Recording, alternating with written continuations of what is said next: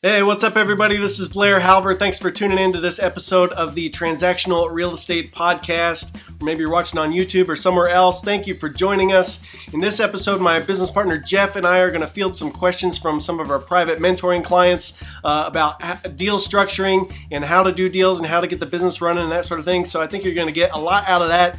And so you definitely want to stay tuned. And if you want to learn more about how to become a transactional real estate engineer, in other words, creating win-win deals out of thin air with motivated sellers, whether they got enough equity for a cash deal or not. We're looking at cash, terms, everything in between, and literally have doubled our conversion rate just by taking the blinders off from wholesale and rehab over into lease options, wrap mortgages, seller financing, everything else.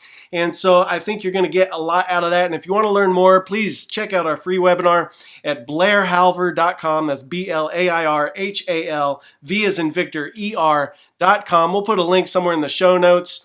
But check out the free webinar, which is called How to Consistently Do 5 or More Deals a Month Without Wholesaling, Without Rehabbing, Without Chasing Deals, and without working 80 hours a week. Sounds pretty good, right?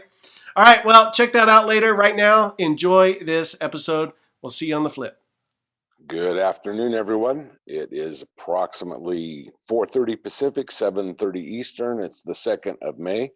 Welcome to our national Q&A call. So let's see who we have here. LeAuna, looks like you have your hand up. Let me unmute you. Hello? Can you hear us? Yeah, I can hear you guys. All right. How are you today? I'm great. I just got off the phone with the seller and I really didn't have a solution for her. I just told her I was going to call her back because she's in pre-foreclosure. Okay. I never dealt with that ever in my life. So, All um right. Give us the details. Tell us what you got going on there, what they've told you, what they're looking for, and we'll see if we can't put something together here to help you. okay. So, the asking price is 320K. Mhm. It's in great shape. The mortgage balance is 340K. Okay. The monthly payments is 1900, and her back payments are 30,000. So yeah, the lowest price is 320K again, and the ARV is about 859K. And I was thinking in my head, like, I'm not gonna be able to do this because of the down payment. Like, it's not gonna be enough. 5% is about 16,000. Well, but you've got, did you say the ARV or what you think the value is 800 and something thousand after No, it was 359K. 359? Okay, I'm sorry, I wrote 859. I Uh, wish. yeah, that looks like that's going to be a kind of a non-deal if she's behind 30,000, because the way that pre-foreclosure thing works is you would have to catch that payment up. For Mhm. them. One thing you may want to do is, what is their plan? What's the seller's plan if you don't do a deal with them? I didn't ask her that. I probably should have asked her, but I didn't know really what to do or say to her because I never had a situation like this. But Hmm. yeah, but I was kind of confused because on Zillow it said 282K pre-foreclosure estimate, which I don't know what that means. I guess they sell it for that amount at the steps. Is that the auction price, what they've established as their sale price? Can you tell from Mhm. Zillow? Well, yeah, on Zillow, yeah. Okay. That means that may be the lender's opening bid. Oh. And for everybody's benefit, the way that a pre-foreclosure, as it's called, works is, and this is very state by state, so I'd always check your own state local regs. But primarily the way it works is a lender will declare a property in default and they'll send what's called a notice of default. Some states have slightly different verbiage, but generally it's called a notice of default. And what that document is, and typically that document has to be personally served on the borrower. That document would state how far behind they are, how much money they need to catch up, and the date at which the next action would happen. Mhm. Typically, the next action would be the setting of an auction date. Now you have some states, Texas and Georgia among them, that have what's called a rocket docket. And from start to stop, these things are like 30 to 45 days. They're very, very quick. Others, like California, have a 126-day window. So during that first phase of the foreclosure process, the default stage, there's usually an opportunity to catch up for their payment. And usually it's the amount that they're in default. Sometimes lenders will negotiate that and allow either less amount to be paid or paid over a period of time, or the entire amount over a period of time. Sometimes they'll work it out so that it can be added on the back of the loan. There's lots of ways to get involved with that. And one of the things you can do is talk to the lender and see what they want. The lender's interest at this stage of the game, this pre-foreclosure, or notice of default stage, is typically just to get their payments caught up. That's the main thing. They really don't want the house back. It's not like, they're trying to they can't make any excess profit on anyway.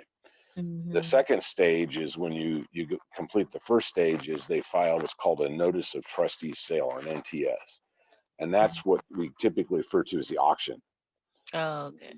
And they have to set a price that's public notice information, and the price would include the date of the auction, the location of the auction. Typically, these are auctioned on the county courthouse, and these aren't county by county, but the rules are state. And it will have, the time of the auction. And so you've all seen, folks that say, oh, I bought a house at an auction. That's typically what they're talking about. They're buying it on the courthouse steps. Typically, the trustee's sale window is pretty quick, usually less than 30 days. So when the closer it gets to that auction period, the more puckered the seller is going to be, because depending on the state, depending on how all this works, it can, they can certainly lose their house. And so, depending on how much time is left, and if you see a published notice on Zillow that has an auction date and an auction amount, you know that thing is set. So what that's telling you is that lender is willing to take 280 some thousand, even though they're owed 380 some thousand, or 340 some thousand. So that gives you a sense of what the lender feels that the house might be worth. The lender typically will put either what they're owed, or they're going to put something less than that. They can't put more. They're not entitled to get more than what they've got. So if you saw, the way you described it, is that's probably an auction date or a notice of trustee sale. And so that's going to be the date at which the thing sells off. And that's going to be the price at which the lender will sell it off for. That's the minimum bid. Now, what happens in an auction, obviously it's an auction. And so they'll start at 283, let's say, and others will bid it up depending on the value that they perceive the house to have for them. Yeah, they said the foreclosure auction it says June the 16th, 2019. Okay, so that's already been set. That's a notice of trustee sale. You're getting what's called short on the time. And the borrower itself is probably going to lose that house, because it sounds like there's really not enough there. By the time you pay 30,000 plus you assume the existing loan of 320, you're going to be, at the 350 range, and that's what it's worth. So you correctly surmise that's not a good deal for you. Okay, gotcha. Now there are other plays out there, and I've done this several times. You can go back to the owner and say, listen, you're going to lose this house no matter what. If you're in a deficiency state, they can come after you. Lender can come after you for the difference between what they sell it for and what they get at an auction. And so, Mr. or Miss Seller, would you consider putting some money towards that 30,000 yourself? In other words, giving you the house plus giving you a check. Okay. People think that's impossible, but I've done it a dozen or more times in my career. So it's worth asking. A lot of times people want to save their credit, and I don't have 30, but I'm willing to put 10 towards it, or something like that. But it sounds like you've got a deal that's probably not going to make sense at this point. Yeah, I was thinking that too, but I just wanted to run by you. Never know. Yep, absolutely. That's a good one. Do you have any others? Anything else that we can help you with? Not really. I mean, one of them, like, I'm supposed to have a potential one, but the son and the father are arguing, and I don't know what to do. The Right. father doesn't want to sign any documents. I don't know why he has the power of attorney. Oh, that's that one you were saying where the father's in the hospital or whatever it was. And Yeah, I don't, and I can't get in touch with the son anymore. It's weird. oh. Have you talked to the father himself? Yeah, he said he has to talk to his son, yeah, and every time he calls, he never answers. Yeah.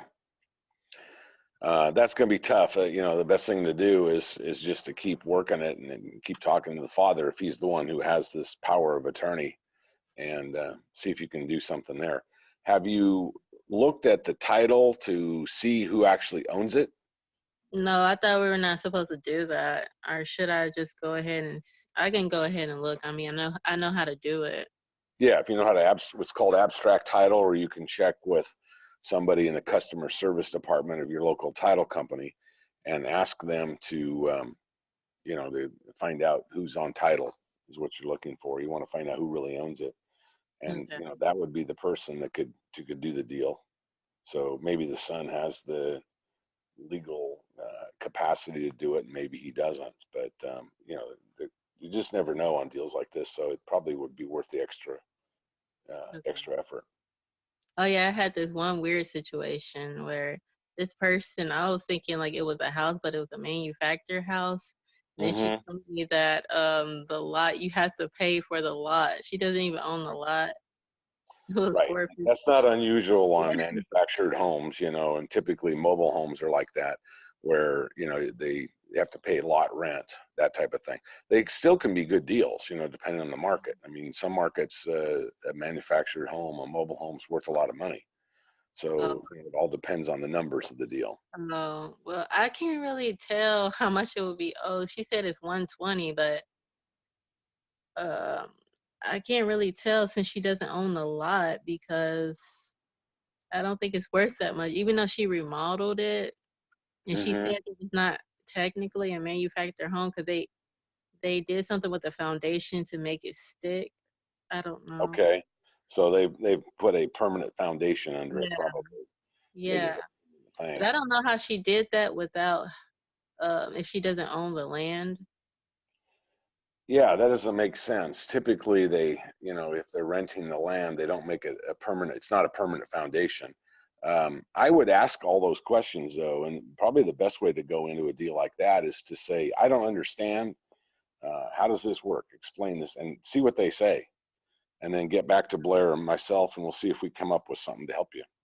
Okay. Right. That's Sweet. all I Good have. checking. I had a friend of mine who was a realtor in the Sacramento area, and she did one of these things, and she thought there was zero value to it, and it turned out it had $200,000 or $300,000 of extra profit in there. Oh wow. Same And it's type of by a lake. situation, same type of thing, where the manufactured home on a rented lot, but still has a high value. And so, there are a few folks across the country that specialize in flipping manufactured homes that are to be Mhm. rehabbed, or rental, or mobile homes that are to be rehabbed. There's some money in that deal. Oh wow. Maybe I should just find like a real estate agent who can value the manufactured home. I would. What I I'd see have. if you can get a hold of somebody, because depending on the area, that could be a decent commodity. I mean, you may have a house worth 300 and they only owe 100. You just Okay. just don't know until you get some expert opinion on that. And unfortunately, there's not a good, as you correctly surmise, there's not a good way to do that. So you need to go in and get more information. But there could be a deal there, and a lot of your competitors will just ignore it because it's going to require extra conversations, extra information, that type of thing. Might be worth following up on. If nothing else, you'll learn a lot about that industry in that area, and Okay. open up another channel of business for you to focus on. Okay. That That sounds makes good. sense. I'll do that. Okay, great. Anything else that we can help you with? That's it for right now. Thank you so much. I appreciate it. Oh, you're most welcome.